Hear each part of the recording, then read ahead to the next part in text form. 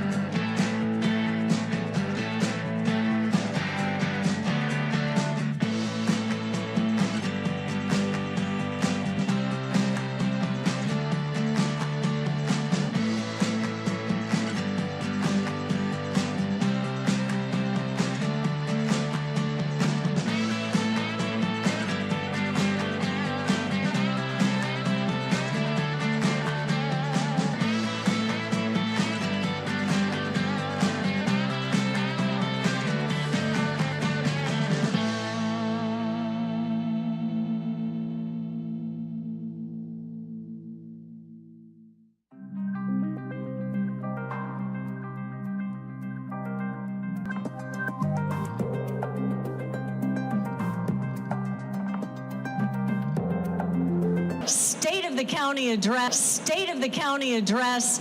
Great to see all of you up there on the second floor as well. And we want to ask any of you on the insides, if you want to just come and hang over. The program is beginning. We love it. We love to see you up there. That's great. We want all of you to be able to see. I am Kimberly Hunt, and I am nothing like the fossils that are a few million years old to remind us that change takes time. And there's even a T-Rex up there.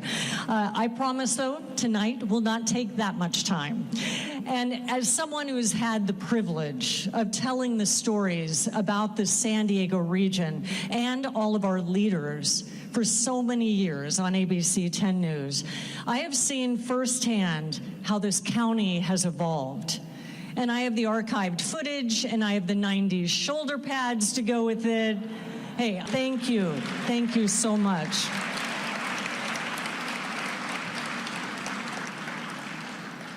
I see Mayor Todd Gloria in the audience. Love that. Thank you so much. Thank you. So dedicated to this region. We also have our city council members, Kent Lee and Sean Elo Rivera. Thank you for coming tonight. Carlsbad Council Member Kevin Shin is here as well. Mayor of Lemon Grove, Allison Snow, is here.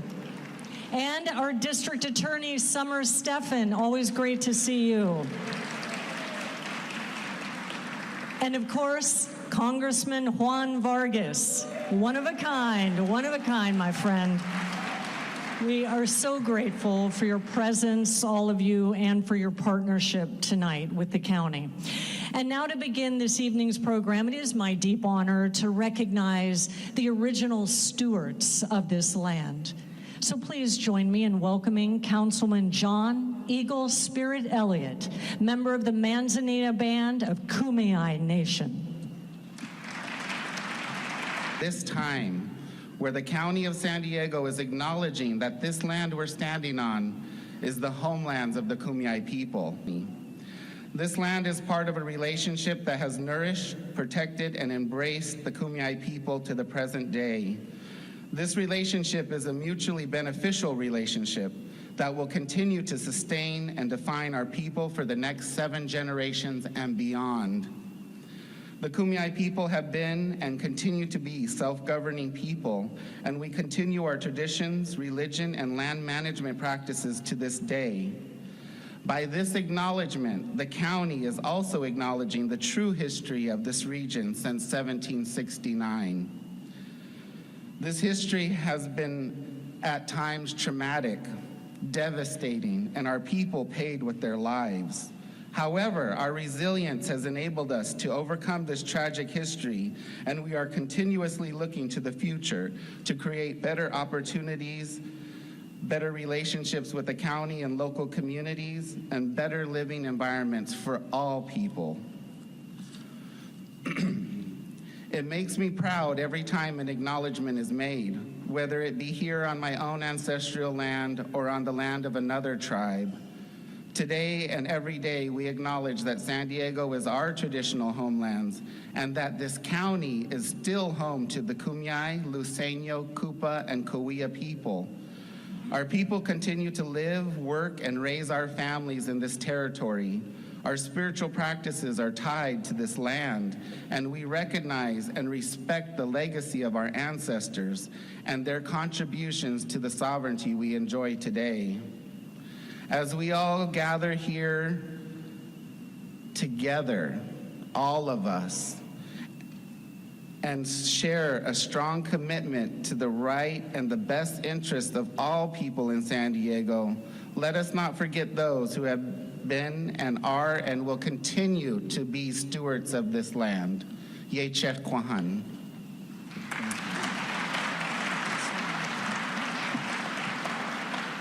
Councilman John Eagle Spirit Elliott, thank you so much. And thank you for grounding us in the deep and enduring history of this land.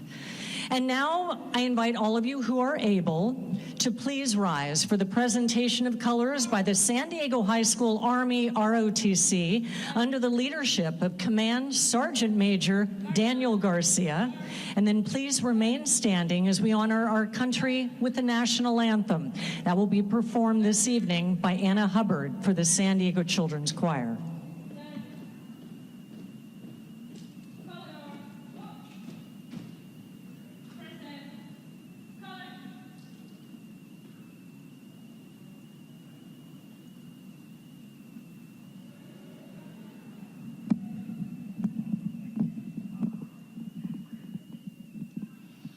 Oh, say, can you see by the dawn's early light what so proudly we held at the twilight's last gleaming, whose broad stripes and bright stars through the perilous fight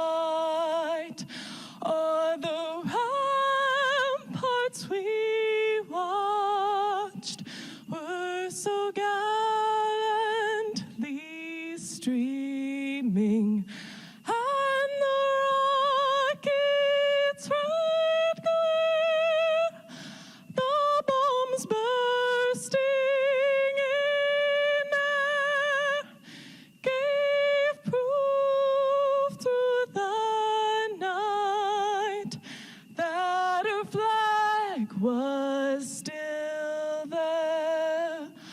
Oh, say does that star-spangled banner yet wave o'er the land of the free and the home of the brave.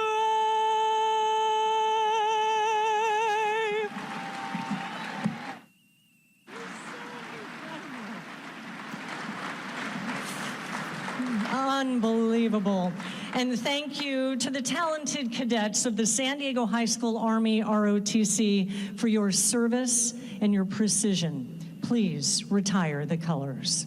March on, march, left, right turn, march, left, left, forward, march, left, left, color bar, halt, order, color,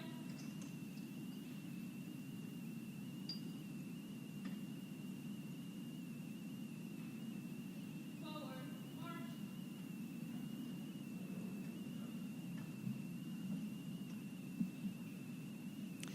And with gratitude, you may all be seated. Thank you so much. Tonight, as we gather to reflect on where we've been and where we are headed as a county, it's important not just to think of purpose, but presence. And we're honored to be joined by two remarkable faith leaders who embody the spirit of community, compassion, and justice that guides this county's work. So please welcome Rabbi Lori Koski and Rabbi Jason Navarez to offer this evening's invocation.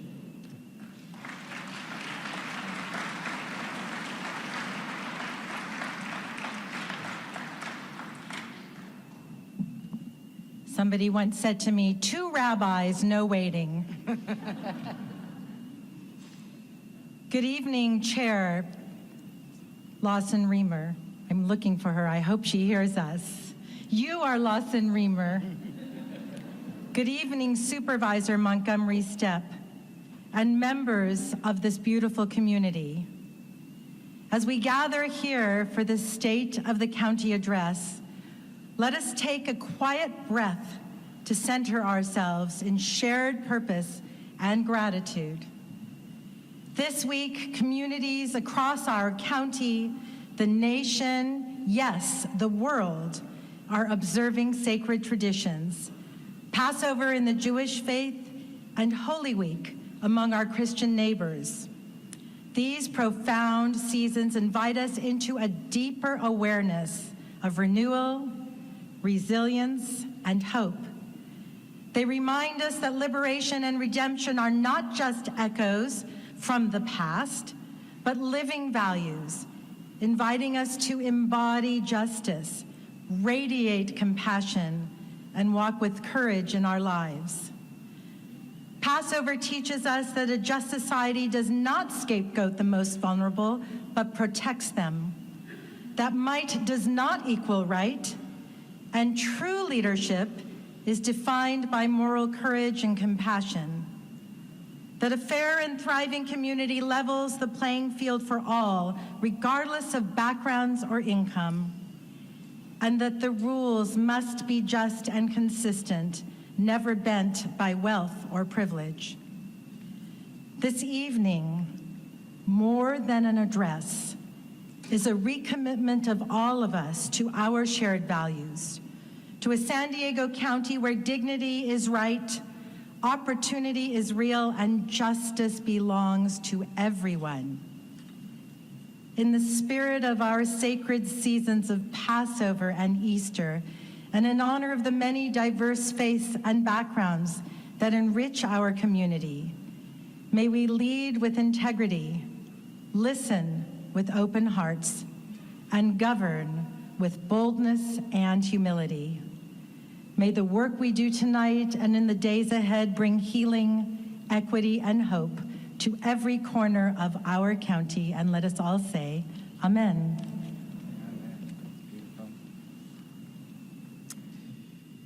Eternal source of hope and healing.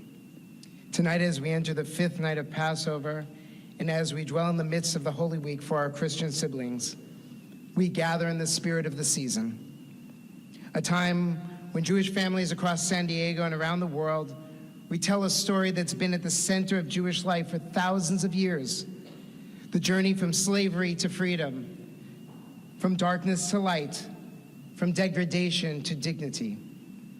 It's a story that shaped not only our tradition, but the very sense of our greater communities, of who we are and how we're meant to live in this world. Passover reminds us that freedom is not a one-time gift, but a sacred responsibility. The Exodus was not about escaping Pharaoh's chains. It was about building a society that's rooted in justice, compassion, and care for the most vulnerable. So too in our own time, as we prepare to hear the state of our county by Supervisor Lawson-Remer, we must be mindful that our work is to ensure that freedom means not just the absence of tyranny, but the presence of opportunity. Freedom means that no one fears financial ruin because they're in need of medical care.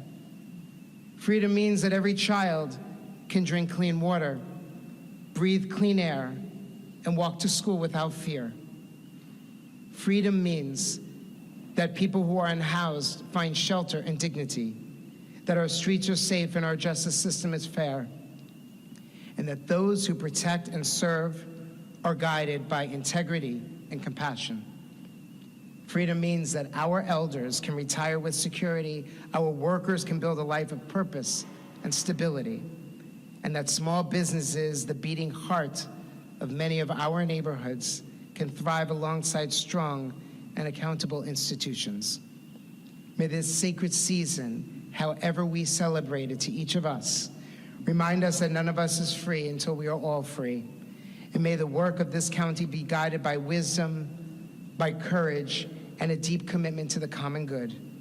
May we walk together forward towards a land of promise. As we say, Amen. Amen.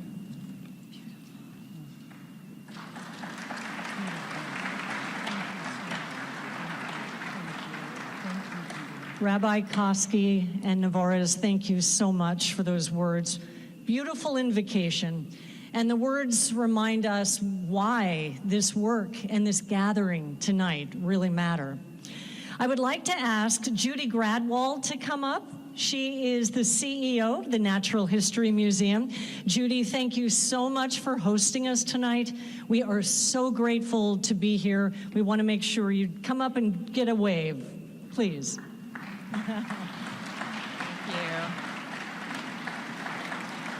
Thank you. It's an absolute honor to host the State of the County address by Acting Chair Terra Lawson-Remer and to welcome all of you to the museum.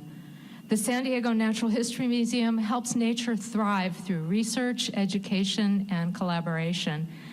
And San Diego County's nature is exceptional. We live in the most biodiverse county in the contiguous United States, so it is an absolute pleasure and honor to be here. The museum focuses on Southern California and Baja California Peninsula, and as the oldest and most preeminent natural science organization in the county's most biodiverse region, our work has global implications and impact. Together with our partners, we advance our understanding of the natural world, informing our own conservation efforts, and inspiring others to love, appreciate, and conserve it too. We have just celebrated our 150th anniversary of serving the region both in this beautiful building and in natural areas throughout the county. And I'd like to highlight just 3 aspects of our work. First, we are connecting county residents with nature across all 5 of the county's distinct habitats through more than 60 free-to-the-public interpretive nature hikes. Secondly, we are directly conserving biodiversity by reintroducing the locally extinct California red-legged frog, which, as all of you know, is California's state amphibian. So It's back in San Diego County. This is the first year that they've bred natively. We can hear red-legged frogs again in San Diego County due to our efforts. And finally, since so many of you came as children, bring your children. I just want to remind you that we are also educating the next generation of county students. And tomorrow alone, we'll be hosting more than 1,200 students from 6 schools in the La Mesa Spring Valley School District, helping to ensure that every student has access to engaging nature and education. This is your museum, and we are your conduit to understanding our region's vast biodiversity. Enjoy this evening, and please come again to experience the world of discovery and adventure here at the Nat. Thank you. Thank you so much, Judy, for that. We all feel like children when we're here. It's just amazing. And Judy tells me that there's something new coming in June, so stay tuned, because guess what? I'll be right there to give it to you. But now it is my honor to introduce someone who has spent his career fighting for dignity, equity, and opportunity, both here at home and in the halls of Congress. He is a steadfast champion for the people of San Diego County and a voice for justice at the national level.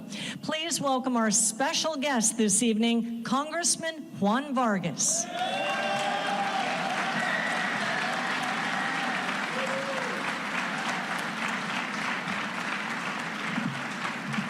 Thank you very much. Thank you very much. What an honor it is to be here. Wow, that rendition of our national anthem, wasn't that something? You killed it, young lady. You killed it. That was awesome.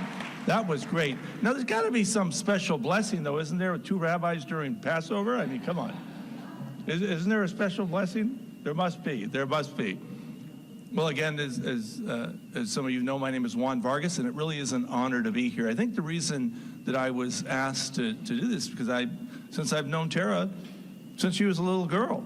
I think we were reminiscing about that. I think she was 12 or 13. But it really is an honor. Also, I have to say, I have the honor of being the first person to endorse her when she ran for office, too.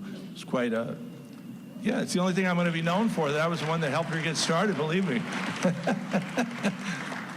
So again, I want to, it really is an honor here. Oh, there you are. You really did a fantastic job. You really did. You really did, our singer today. You were really, really good.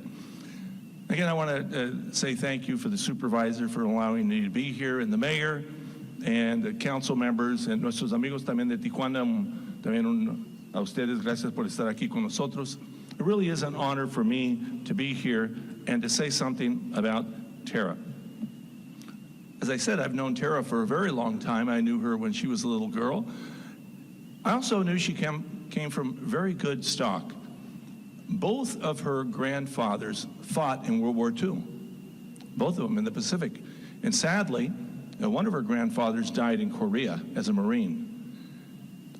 The children of those 2 heroes are here today. Larry Remer, and Terra Lawson-Remer. And of course, the great Ava Kai. Good to see you, honey. Yay! Yay. So I knew that she was of great stock, and I hired her when I was on the San Diego City Council a long time ago, before this part of the museum was built. I hired her. She was in high school at the time. And it was interesting because it was a very difficult time in the city's history. Our crime rate was very high. And so we were trying to figure things out as to what we could do, especially to get the juvenile crime rate down. So the mayor at the time, Susan Golding, came up with what we thought was a reasonable idea, and that was to have a curfew for kids. And the curfew was 10 o'clock at night. So you couldn't be out after 10 because a lot of the crime that was being committed, not anymore because we have a great district attorney here, right, District Attorney? Good to see you here. Summer Stephan, good to see you. I tease because when I was on the San Diego City Council, she used to help us in the barrio quite a bit. She was like our attorney in helping us get rid of some of the drugs and all the other stuff that was plaguing our community, and I always appreciated you for that. Thank you. But anyway, I hired her, right? She was a brilliant young lady. She was in high school. She was terrific, and she didn't like the curfew. And I had voted for it, I had supported for it. I knew it was a little broad and maybe it drag-netted too many young people in that obviously weren't causing any problems. But she hated it. And so she decided that she was going to sue the city as an employee of the city. And I thought, well, okay. And she asked me if that was okay, and I said, of course, I'm not one to tell you, of course, I know better than that to tell you what to do.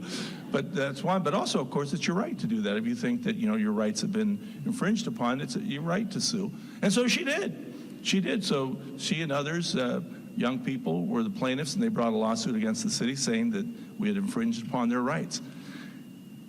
And then what happened was that the media, of course, loved this because here she is in my office. I had voted for it, and she's suing basically me and the council.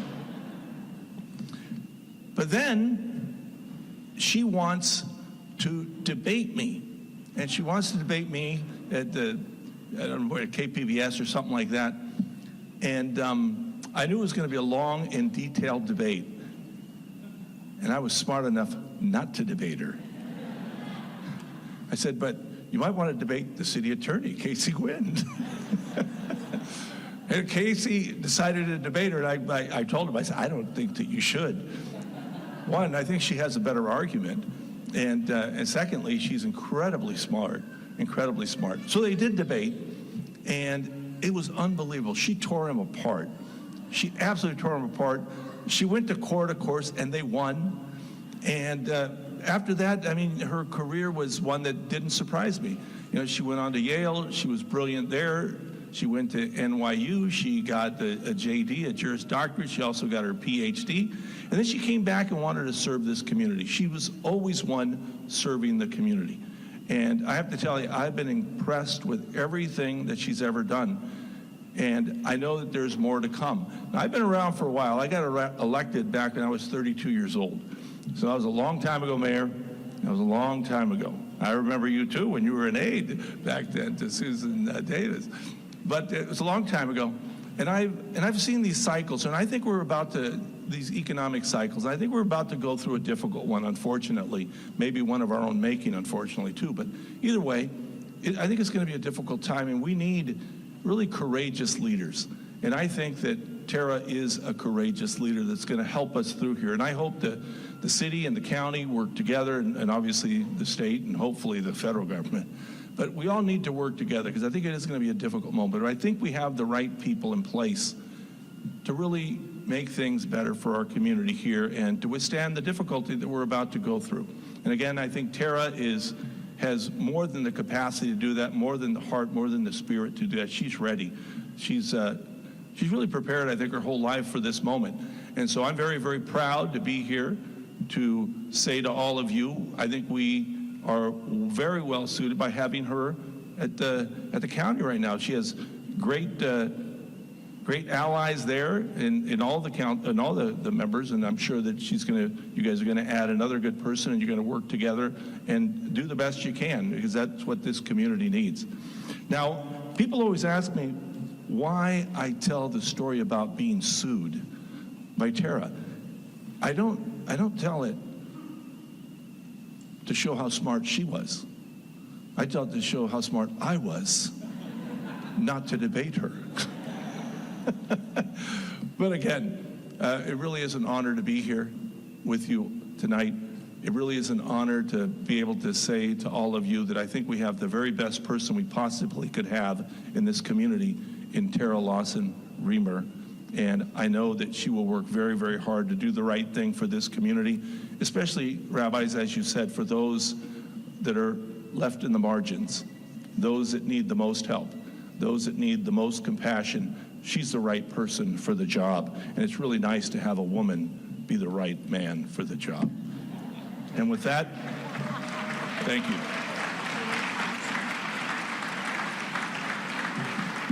Wonderful, as always. Thank you so much, Congressman Vargas, for that. And this is the moment that we have been waiting for, the heart of tonight's program.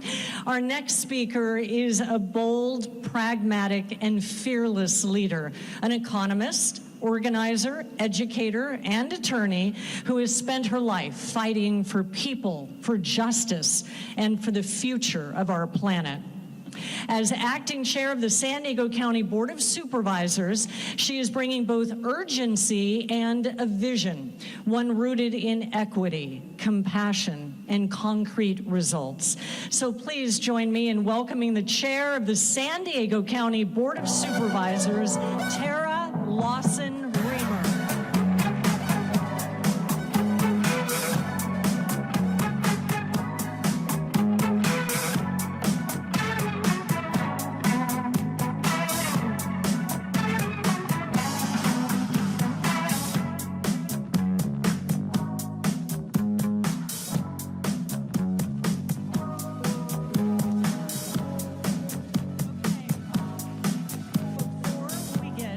Supervisor Lawson-Remer, we want to take a quick selfie, and we want to do it to encourage all of you to be social tonight, because this night is really important. If we all lean in, we could trend tonight. Trend for what's good for San Diego. Wouldn't that be great? Also on Instagram at Soup Lawson-Remer. So please, please don't forget that at all. And you can hashtag SD State of the County 25. Give us a second, and then all of you join in, get your own selfies. But let's do this. Oh, wait, I got a selfie. Ah. Oh my God, it's so cute. Thank you.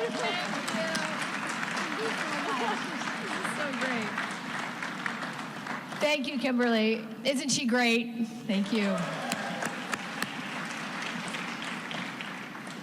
Good evening, everyone. Thank you all for coming. And I'd like to thank the San Diego Natural History Museum for hosting us tonight in beautiful Balboa Park. I'd like to recognize all of our elected and appointed officials, including County Treasurer, Tax Collector Dan McAllister, County Assessor, Recorder Clerk Jordan Marks, Sheriff Kelly Martinez, District Attorney Summer Steffen, and all my colleagues on the County Board of Supervisors, as well as our local, state, and national representatives and binational delegation. And I'd like to thank my daughter in advance for mostly sitting still during Mommy's speech. She's making progress. So tonight, let's talk about progress, about taking one step forward and one step back, about building things up and tearing things down. And no, I'm not talking about the last few years at the County Board of Supervisors. I'm talking about this moment we're all living through, when it feels like our entire nation is taking a big step backward. But we've been here before. This dialectic is the arc of America's history. We've faced tough times, and we know how to lead through them. Look around us. This very museum is a monument to how life adapts and thrives, even in harsh environments. Balboa Park is itself a product of these forces. Over 150 years ago, our civic leaders set aside these 1,400 acres to give city dwellers a place for peace as the city grew around them. Yet, the same people who were creating our city were excluding people from it. For generations, Black, Jewish, Hispanic, Asian, and other minorities were banned from living in much of San Diego. It was just the way things were, until it wasn't. In 1947, a young man named Leon became the first Black homeowner in Golden Hill, a whites-only neighborhood. And through sheer determination and belief in his ability to make a change, Leon broke a barrier most thought was impossible. And today, thanks to actions like his, exclusionary redlining laws in our county have been abolished. Thank you. And that trailblazing homeowner went on to become San Diego's first Black city council member, first Black county supervisor, and champion of justice for all, the late, great Leon Williams.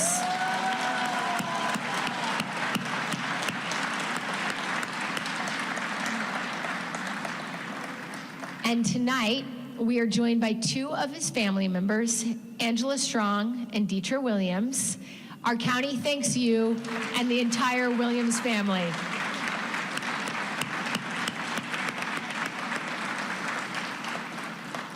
He paved the way for so many, including my colleague, that I am so incredibly honored to serve with today, Supervisor Monica Montgomery Stepp.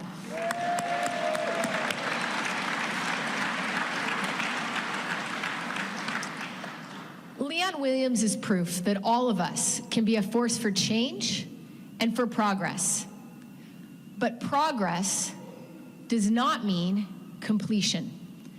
And just as San Diego's Red Line communities still bear the scars of generations of neglect, our county and our nation are still striving to fulfill the promise of America. The United States was founded on an extraordinary idea unparalleled in the history of the world. There are no kings and queens. We are all equal. Thank you.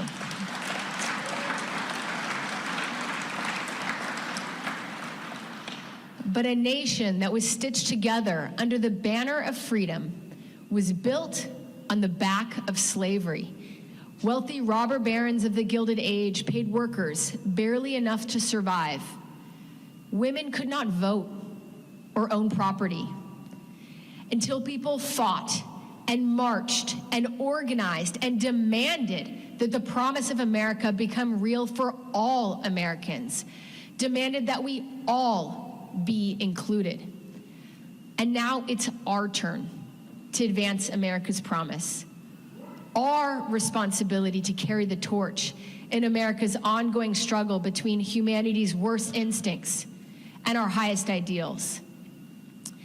And as we gather here tonight, we face another inflection point. The same forces that have always tried to make America work only for the wealthy and well-connected are once again rigging the system, cutting everyone else out of the American dream. The oligarchs now running Washington sell us on the lie that if we work just a little harder, we can join the Billionaires Club too, that we're just one step away from being one of them. But the truth is, they aren't getting their billions through hard work. They're stealing it. They're taking it from you, from your family, and from all of us.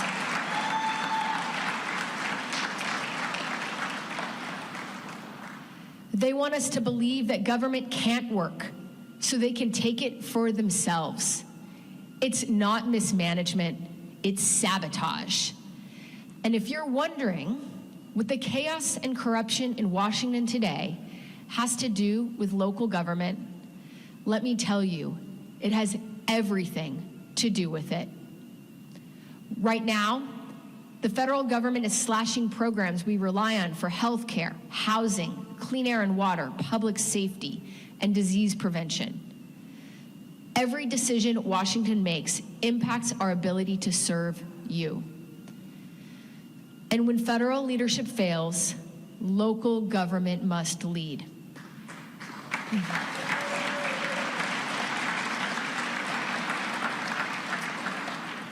Standing up to institutions that harm the public good, whether it's Walmart or Washington, D.C., is one of our core duties.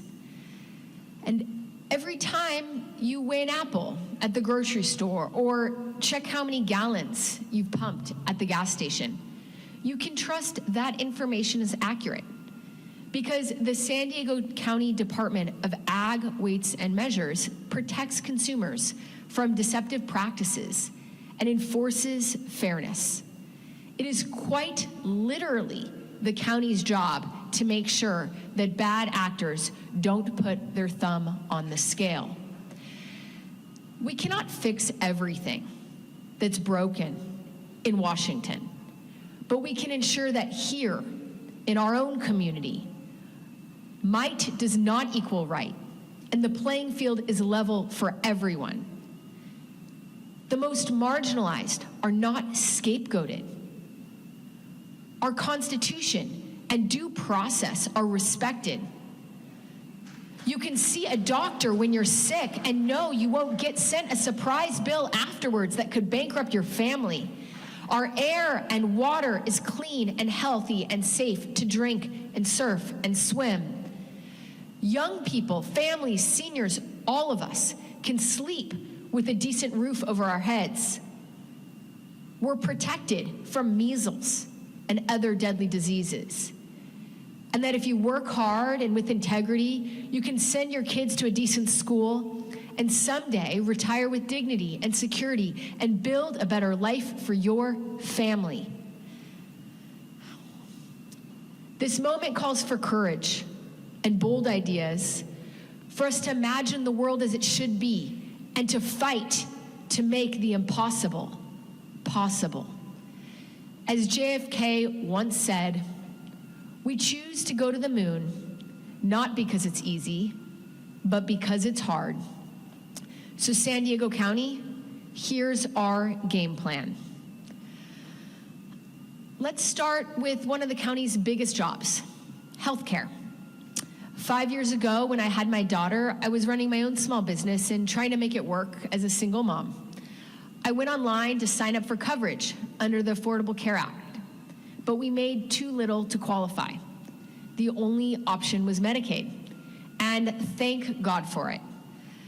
Medicaid is a lifeline for nearly a third of San Diego County residents, over 900,000 people. That includes kids, seniors, working parents, people with disabilities, people like me, maybe people like you. And now that lifeline is under threat. The administration wants to slash Medicaid by $880 billion, stripping health care from hundreds of thousands of San Diegans. These cuts would show up in our emergency rooms, on our streets, in every neighborhood. You deserve to be able to see a doctor when you're sick, and no one should have to choose between getting care and going bankrupt. Thank you.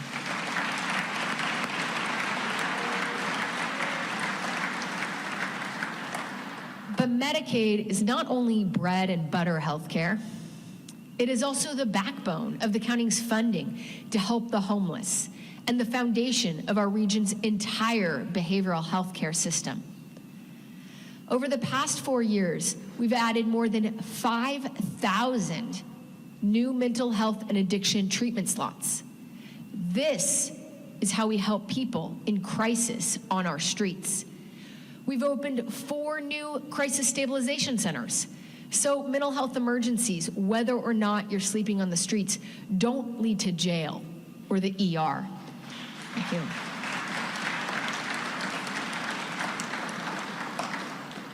We launched a new kind of region-wide 911 response, mobile crisis teams that show up to emergencies with mental health professionals, not handcuffs.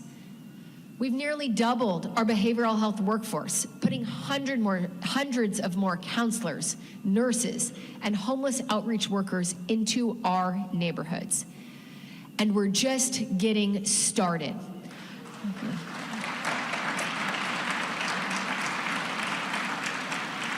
Our new plan will double treatment slots again in 5 years to more than 32,000 openings for San Diegans to get help. That means more beds, more outpatient therapy, more ongoing support to make sure people stay housed and stable instead of homeless. The technical name is Optimal Care Pathways, but you can just call it the Care Before Crisis Plan. Because when we wait, people spiral, and we all pay the price.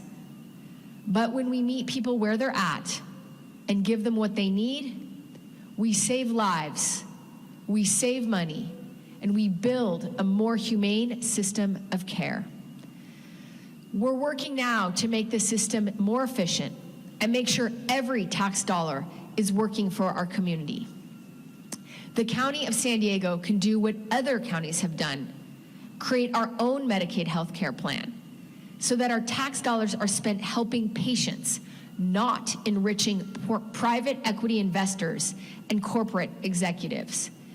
We can direct every Medicaid dollar be spent on patients by cutting out the middlemen, the insurance companies who continue to rake in record profits even while regular Americans are paying rising healthcare costs and getting worse care. So this is what we're doing starting this year.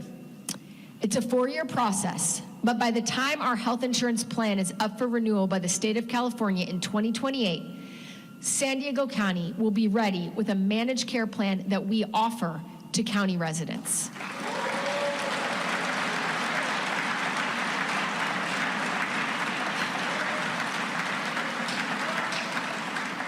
But here's the bottom line. All the work we do to help the homeless get the care they need, all the investments we make so nearly 1 million San Diegans can see a doctor when they're sick, all of this depends on Medicaid funding. These are your tax dollars, money you pay in and expect to get back. If our Medicaid money disappears to pay for tax cuts for billionaires, the behavioral health system we have spent 4 years building crumbles. That's the threat. But here's the opportunity. We can raise the money ourselves, right here at home.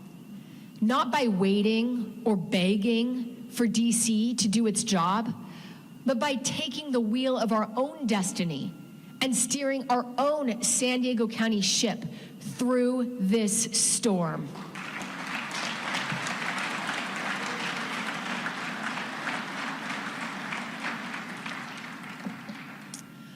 A local revenue measure could leverage $1 billion a year to support healthcare and other needs, enough to make sure that struggling San Diegans can see a doctor when they're sick and get treatment for addiction or mental health and avoid financial ruin from medical bills. Enough to keep building our behavioral health system to help the homeless on our streets. Enough to make sure our firefighters and sheriffs have the resources they need for hoses and hydrants, fire stations, fire trucks and patrol cars, and helicopters. Enough to keep delivering on essential services like emergency food assistance and protecting kids from child abuse. Enough to invest in childcare for working families and expand in-home supportive services for the elderly across San Diego County.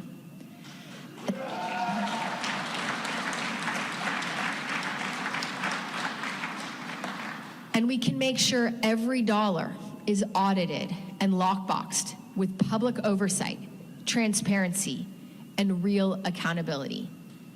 With a vote of the people, we can keep our families safe and healthy no matter what happens in Washington.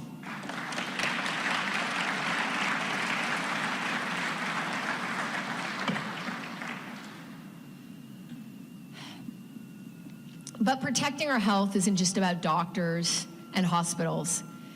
It's about clean air, safe water, and a public health system strong enough to stop the next epidemic before it begins.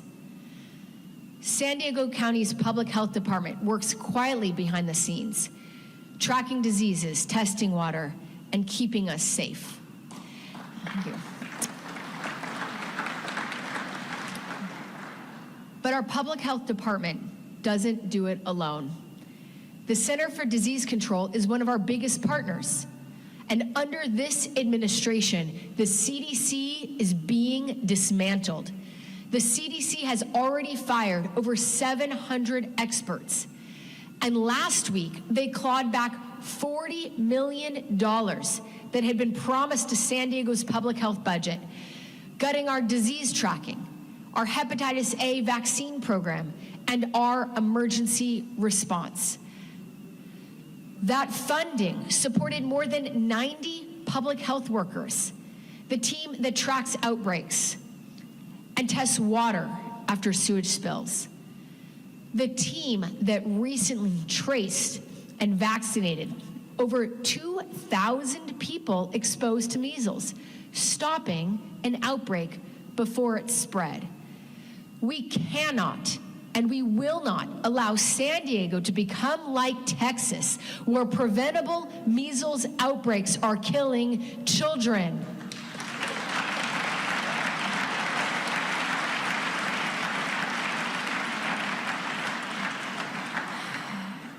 But right now, our county's fiscal policy is too conservative to meet this moment. We have more than $100 million in excess reserves, just sitting in account, above what's recommended by best fiscal practices. That's public money, your money, collecting interest instead of saving lives. So today, I'm calling for immediate reform of our county's reserve policy.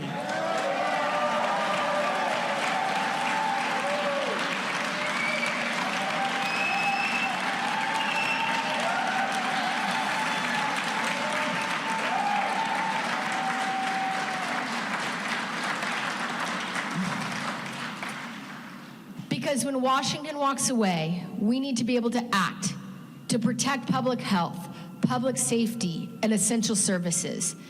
That includes using reserve funds to staff and pay for our new county public health lab, a cutting-edge facility that allows us to test for measles, hepatitis, norovirus, even anthrax right here in San Diego. No more sending samples out of state, no more waiting for federal help. With Washington slashing essential services, San Diego will step up, and we will put our reserves to work for the people that they're meant to serve.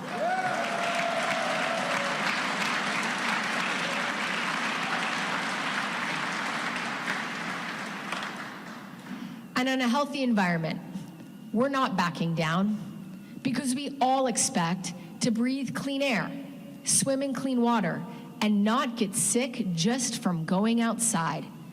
But in the Tijuana River Valley, that right has been violated for decades.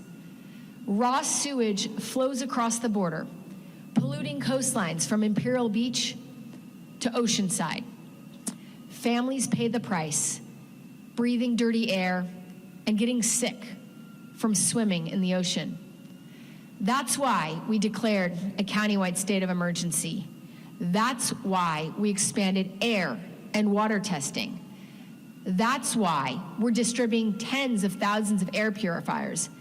And that's why I led the push alongside Imperial Beach Mayor Paloma Aguirre to get the Tijuana River Valley designated as a Superfund site, to force the federal government to treat it like the health crisis that it is.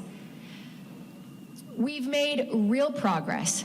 Our dogged, very dogged, congressional delegation secured $650 million to fix the failing wastewater plant on our side of the border.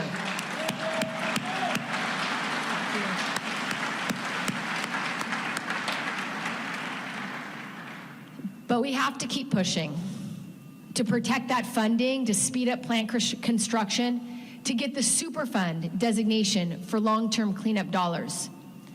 And we also need funding that we control locally.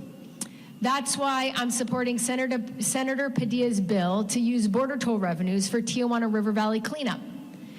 And that's also why I'm proposing a $10 million matching county fund using some of our freed up reserves to match every grant dollar spent by the state or philanthropy to protect our communities from the sewage crisis.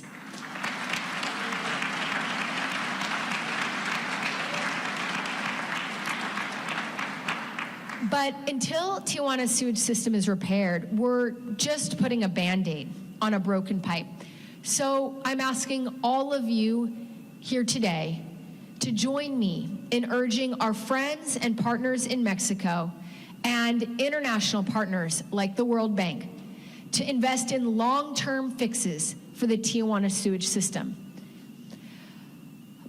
We're also coming for the toxic polluters. We're taking on PFAS, the invisible forever chemicals that don't break down in our bodies and are linked to cancer, liver damage, and hormone disruption. These toxins are everywhere. Take firefighters. They're exposed to forever chemicals in the very gear meant to protect them and the foam used to put out fires. You can see these toxins in the frothy white foam floating on the surface of the Tijuana River at the Saturn Boulevard overpass. These cancer-causing chemicals were made, sold, and defended by billion-dollar companies that knew the risks and chose profit over public health. So we're fighting back.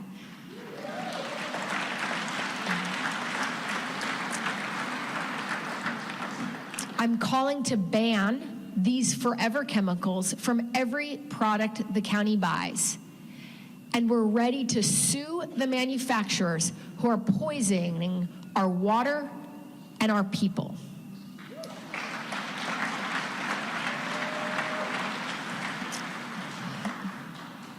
Environmental health is also about preparing for the next storm and building systems that make our communities more resilient. That's why we're investing in stormwater infrastructure to reduce flooding, cut pollution, and protect homes. It's why we're rethinking how we feed people, too. The county serves more than 10 million meals a year. And for too long, that food came from corporate factory farms who dump pesticides in our rivers and degrade the health of our soil.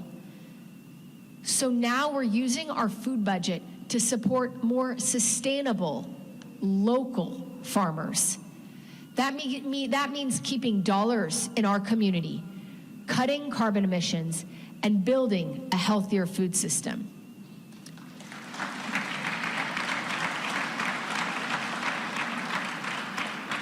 And we're doing the same with energy by joining San Diego Community Power, a public, not-for-profit energy provider. We're lowering energy rates for consumers and putting ourselves on the path to 100% renewable energy by 2035.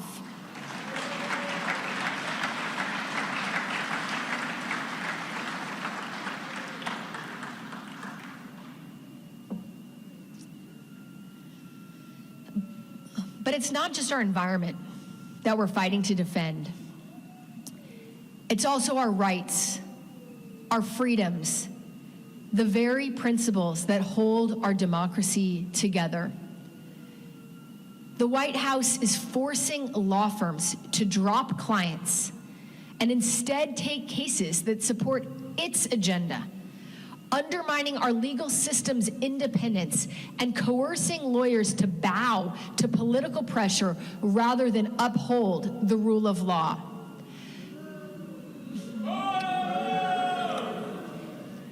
But our right to a lawyer should not depend on whether your case is popular.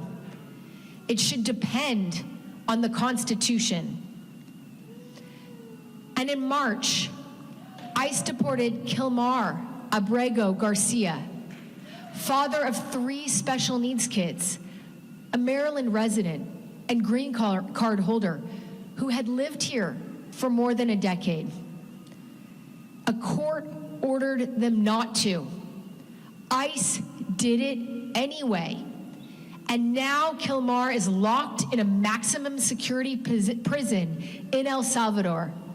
And the administration is refusing to bring him back, even after the Supreme Court said that they must.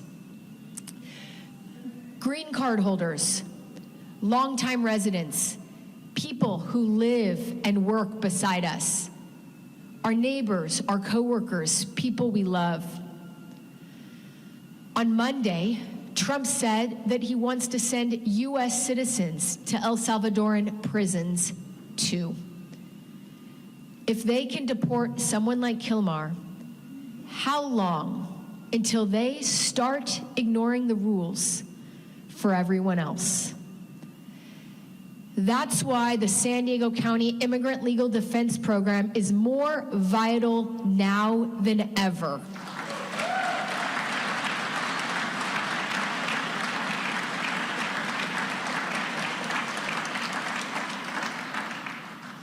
We launched the program 4 years ago because no one should lose their right to due process just because they can't afford an attorney.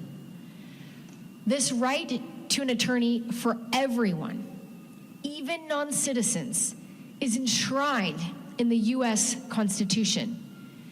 And here in San Diego, we're honoring this right.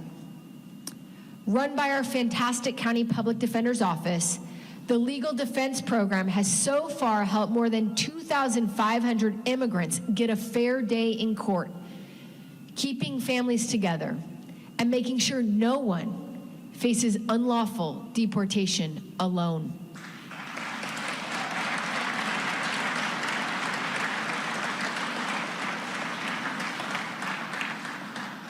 Like the Ethiopian engineer whistleblower who exposed a toxic leak by a Chinese state-owned oil company in his hometown.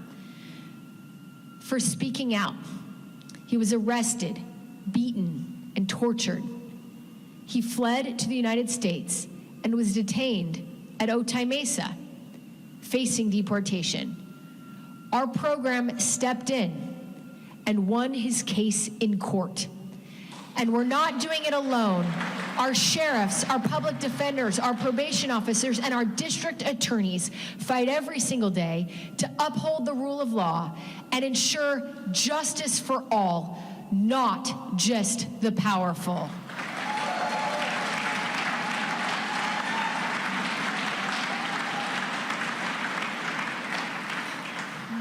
This is what it means to live our values of fairness, justice, and human dignity.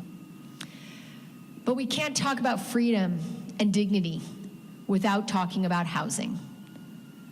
All of us deserve a roof over our heads and a secure place to call home. Yet, in the richest country in the world, middle-class families can't even afford a small starter home. Teachers, firefighters, and healthcare workers are being priced out of the communities they serve, forced into long commutes.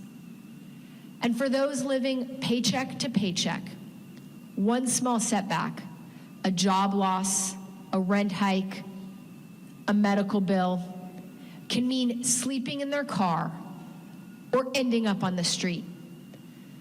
So that's why housing has been a cornerstone of our work since I took office. Over the last 4 years, we've tripled the pace of home building, and your county government is now leading the region in meeting our state housing goals. And we've increased our affordable housing production by 500%.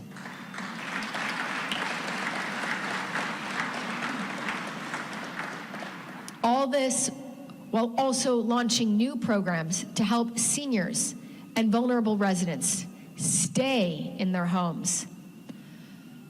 But as most San Diegans can tell you, on the first of every month, even this progress is insufficient for the scope and scale of our housing crisis.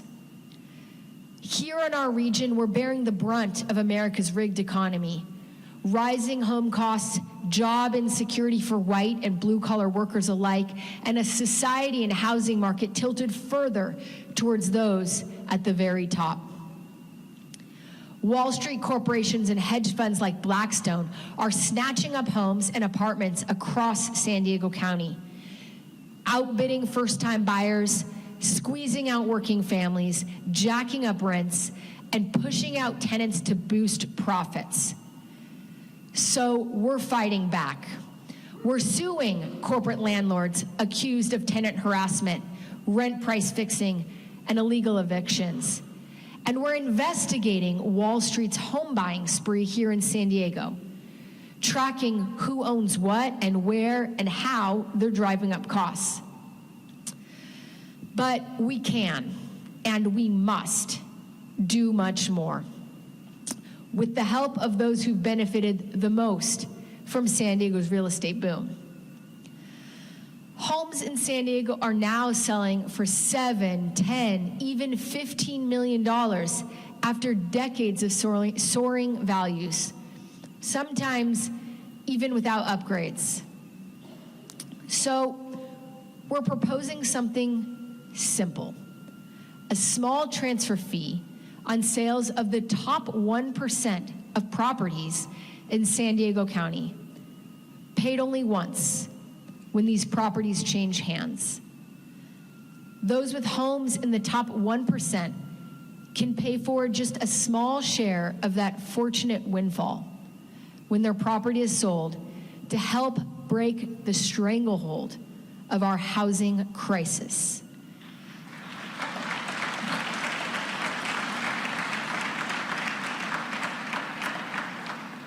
And in return, we could build affordable homes for teachers and nurses and first responders so they can live in the communities they serve. Or we could help first-time homebuyers and young families finally get a foot in the door. Or we could move the 100,000 people stuck on San Diego's Section 8 waitlist into stable housing, a crisis created by years of federal inaction.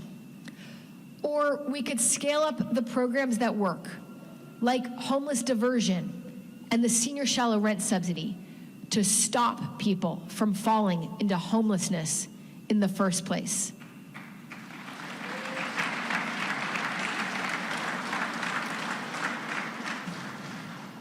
And the fortunate few who've gained the most from this insane housing market, some of whom are here in this room today, they, you, we can help build a housing system in our region that works for everyone else.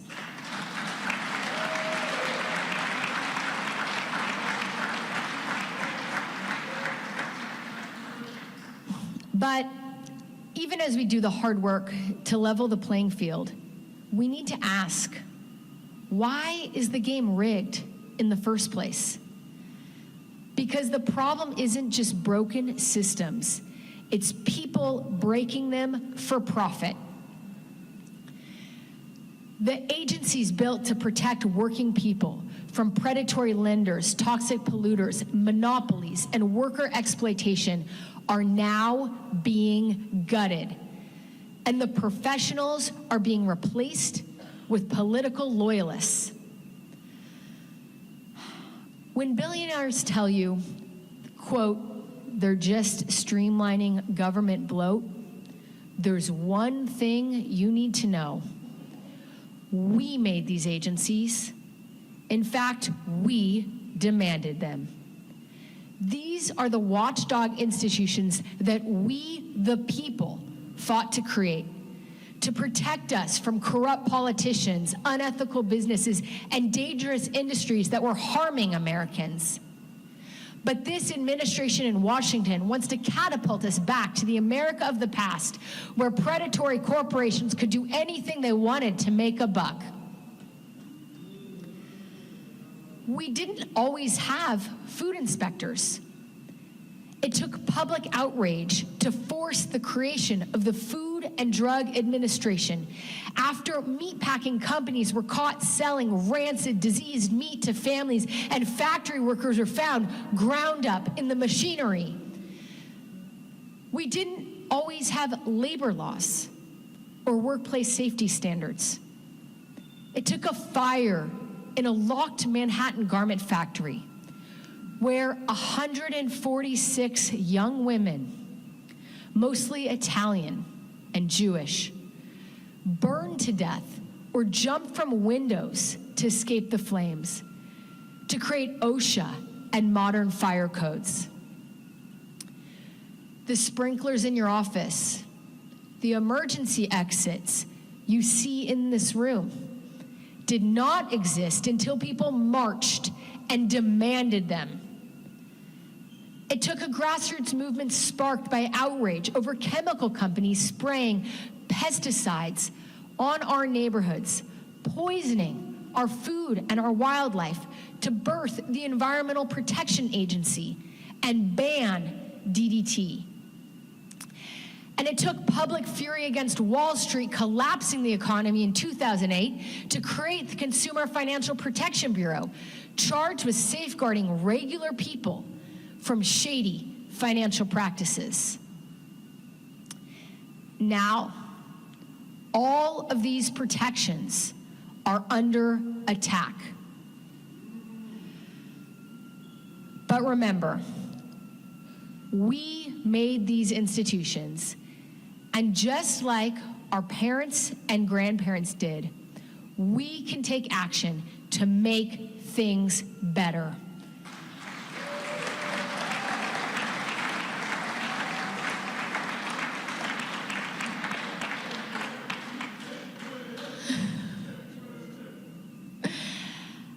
As Washington guts the CFPB, we're building our own right here.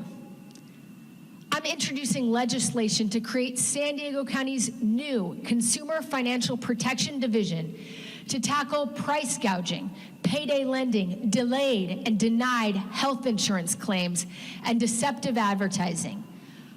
We will work with our fierce district attorneys and the insurance commissioner to enforce the rules and level the playing field for small businesses and working families. Because if you think we're powerless in the face of these forces, think again. We've already created the Office of Labor Standards and Enforcement to protect workers and enacted new county contracting rules to guarantee fair wages and paid sick leave. Take Jesus Arriaga, who waited years for stolen wages. Our county stepped in, paid him directly, and took his employer to court for the rest.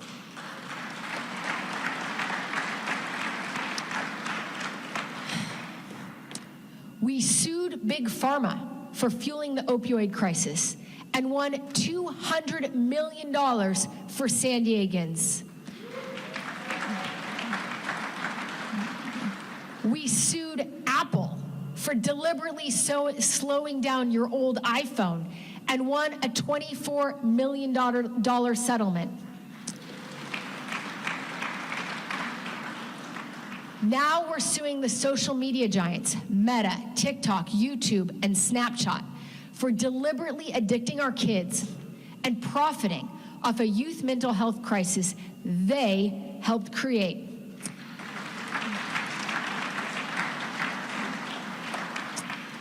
And just this month, we won an injunction against a company making 3D printers designed to churn out untraceable ghost guns.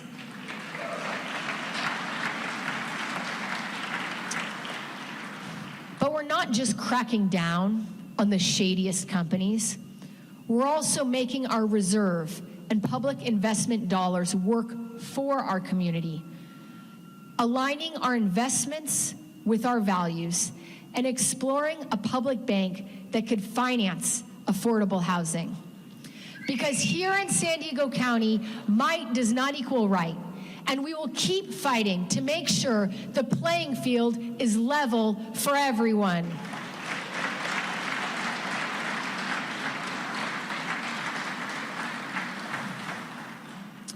So let me conclude by saying, in what seems like a different life, I was a professor, trying to understand why some countries prosper and others fail, why some enjoy stable democracies while others are trapped in cycles of violence and poverty. And some of the answers are surprisingly basic and at the core of our county's mission. County workers keep our land records and birth certificates secure so people can be recognized as citizens, buy and sell property, and prevent government looters from seizing our assets. County workers are the sheriff's deputies who keep us safe, the firefighters who train relentlessly to protect us from wildfires, the public defenders and district attorneys and probation officers who uphold the rule of law, the social workers and mental health teams who step in when a child or family is in crisis, the child care and home health care providers who care for our loved ones with dignity.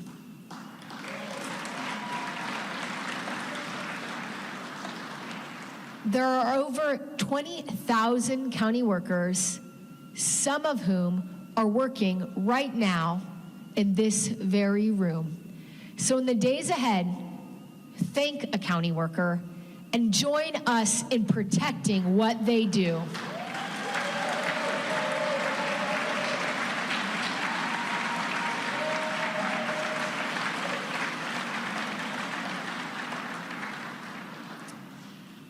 This moment we face is not about left or right.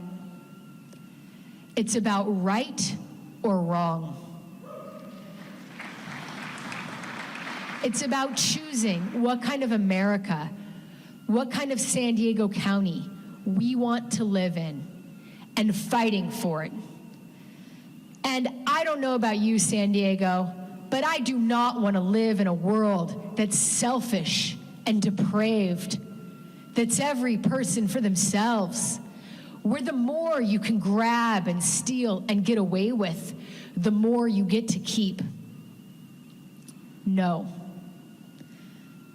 I want to live in a world where everyone has an equal opportunity to build a good life, where we respect the rights and freedoms of our neighbors, even, especially, when they look or think differently, where we can breathe healthy air and our water is clean and safe to drink and swim, where we keep the promises we've made to each other, friend to friend, neighbor to neighbor, to be there for each other on our worst days, where we stand together and lift each other up and we answer the call of our best selves, because we believe in a society that's not every person for themselves, but all of us standing together to defend and fight for our highest ideals. This is the promise that we make to each other as Americans. The work will not be easy. Leon Williams knew that, and we know it too. But when we fight, we win. Cuando luchamos, ganamos.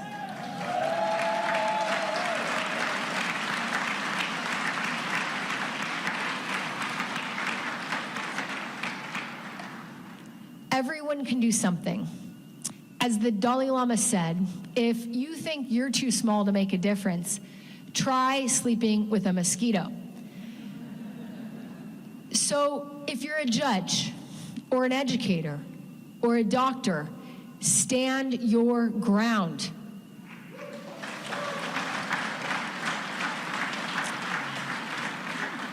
If you're a lawyer, step up and take on a case or two pro bono.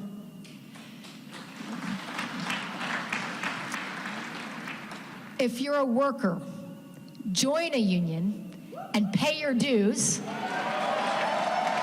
Whether you're a computer programmer or a healthcare provider or an electrician.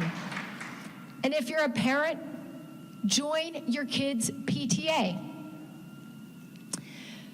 Because here's the truth. Democracy does not live in Washington. It lives in us, in what we choose to fight for, in how we come together, in how we care for one another, and in the day-to-day essential work of local government, the kind that doesn't make headlines but holds a society together. So even if Washington is abandoning its responsibilities, we, together, can still fulfill America's promise, San Diego County's promise. It's our choice.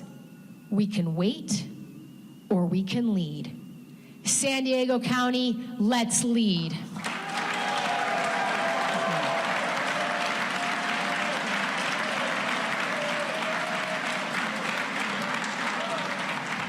Incredible.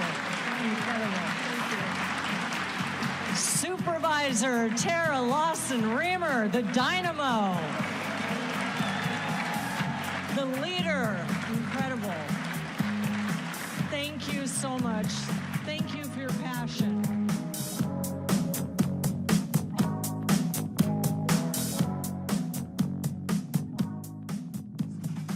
And you just saw it in a green dress. What an incredible night. A heartfelt thank you to each and every one of you. Also the gracious hosts here at the San Diego Natural History Museum. We appreciate you reminding us that we are surrounded by stories of transformation, resilience, and evolution. And all of you, thank you for being a part of this community, being a part of this moment. And this concludes the 2025 State of the County Address. Have a great evening. Make your way out the back door. Don't forget, come back next year. Safe travels. We hope to see you soon.